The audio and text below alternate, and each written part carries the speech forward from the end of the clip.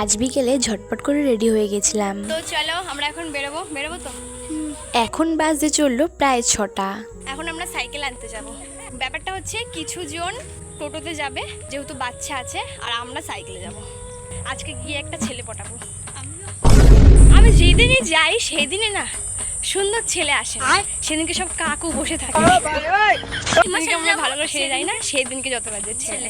যাই হোক না কেন, এইদিকে আমরা সাইকেল নিয়ে এসে তাড়াতাড়ি করে সবাই বেরিয়ে পড়েছিলাম, যেহেতু অনেকটা লেট হয়ে গেছিলো আর আমাদের কথা ছিল অনেকটা তাড়াতাড়ি যাওয়ার। কি আর করার, যেহেতু আমি কাজে গেছিলাম ওই জন্য। আর হ্যাঁ, আমরা কিন্তু এসেছি রাজবাড়িতে 108 শিব মন্দিরে। আর এইদিকে না ভিডিও করতেই দিচ্ছিল না।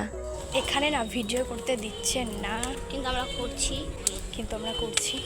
এখানে খালি ফটোই তোলা যাবে, ভিডিও একদম করা যাবে না, বারবার করে বকছিল। তো কি আর করার, এখানে সবাই মিলে আমরা ফটো তুলে নিয়ে চলে গেছিলাম রাজবাড়ির দিকে। আচ্ছা, তোমরা কারা কারা এই রাজবাড়িতে 108 শিব মন্দিরে প্রায় সময় আসো বা এসেছো আমাকে একটু কমেন্টে জানিও।